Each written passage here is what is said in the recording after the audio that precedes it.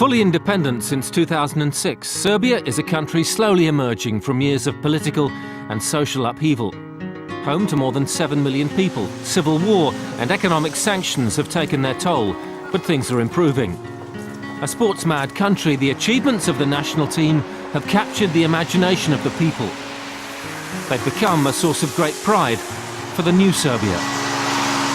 It's a great privilege for us to be one of the 32 nations that will play at the World Cup. For the next few months, the whole of Serbia will be dreaming about what we can achieve in South Africa. The whole country is behind us. Rest assured that we'll give it everything to seize this great opportunity. Drawn in Group 7 in European qualifying and up against former world champions France, as well as Romania, Austria, Lithuania and the Faroe Islands, few gave Rade Antic's Serbia much chance of progressing directly to the finals in South Africa. An early defeat in Paris suggested the Serbs were competing for second place behind the French. But victories against the Faroe Islands and Lithuania, and then this 3-1 win over Austria in Vienna, kick-started their campaign.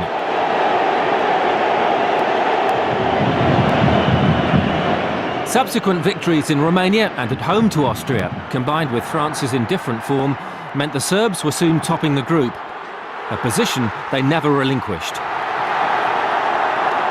In fact, Serbia were one of the strongest nations in Europe throughout the qualification process.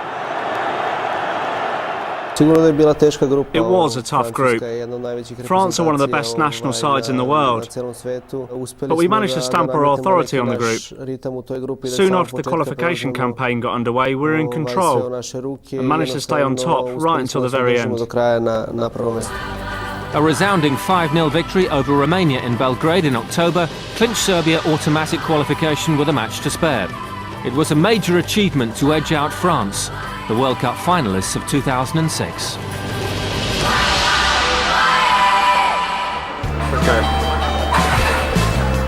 Former Yugoslav international Radomir Antic was appointed national team coach in August 2008, just 3 weeks before the start of the qualifying campaign.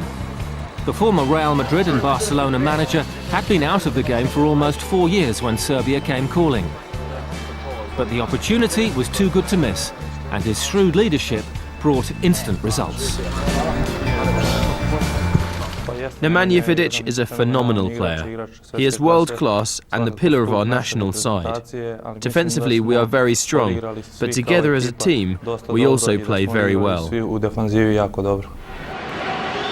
And it's not just at the back where Serbia are strong. Up front, Marko Pantelic, Nikola Žigic and Milos Krasic are all star names back in Serbia and ply their trade for some of the biggest clubs in Europe.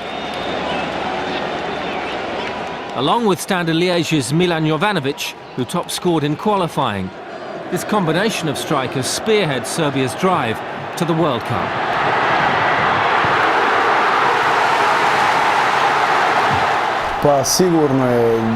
Certainly, we scored a lot of goals in qualifying. I myself scored 5, and that pleased me immensely. As a team, I think we played superbly. We created a great spirit in the squad, one which made everyone feel comfortable about stepping up to the mark and doing their bit for Serbia.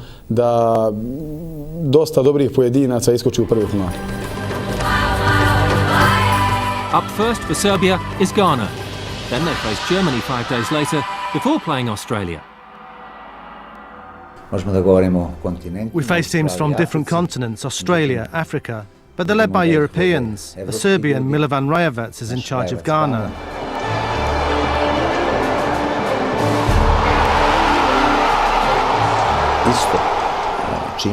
And a Dutchman coaches the Australian team.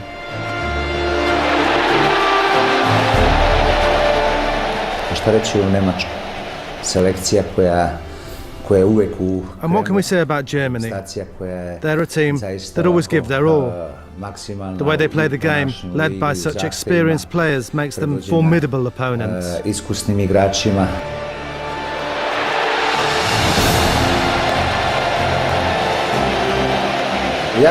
The history has shown that there are no easy opponents at the World Cup. We have every chance. Because of our performances in qualifying, We'll be going there full of confidence. I'm sure that we'll come out stronger from the experience. We have to be positive and see where it takes us. We believe in ourselves and trust we'll have a great tournament.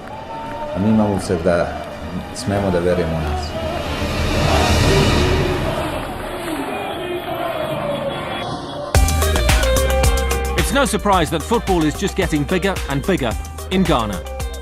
The Black Stars have qualified for their second successive World Cup. After years of promise, the West Africans seem to be fulfilling their enormous potential.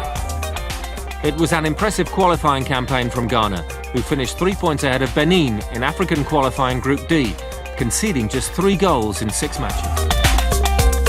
Michael Essien is the latest Ghanaian superstar, the successor to Abidi Pele and Tony Yeboah, the stars of the 80s and 90s. Essien, who plays for Chelsea in England's Premier League, is an idol to youngsters back home. And he's exactly the kind of player who is giving Ghana's Serbian coach, Milovan Rajevac, cause for real optimism.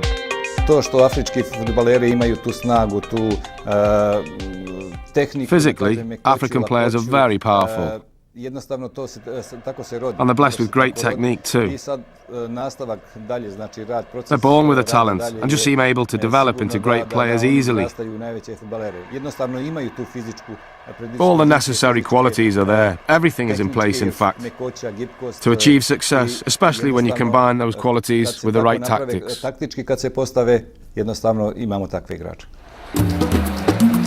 Despite lacking the funds for top-class facilities at any level of the game, Ghana has enjoyed outstanding success at youth levels. They've twice been under-17 world champions. And in October last year, they became world under-20 champions for the first time. Rajevac's squad will be a blend of blossoming talent fused with those who gained invaluable World Cup experience at Germany 2006. In Germany, they started badly, losing to Italy, but wins over the Czech Republic and the USA took them through to the second round. And the coach believes the current squad is capable of raising a few eyebrows once again. Against Brazil, in the game they lost 3-0, I noticed that the defence played far too deep and was spread far too wide. This was a major issue, one I had to address. I tried to change the players' approach in their positioning, and it's been successful. On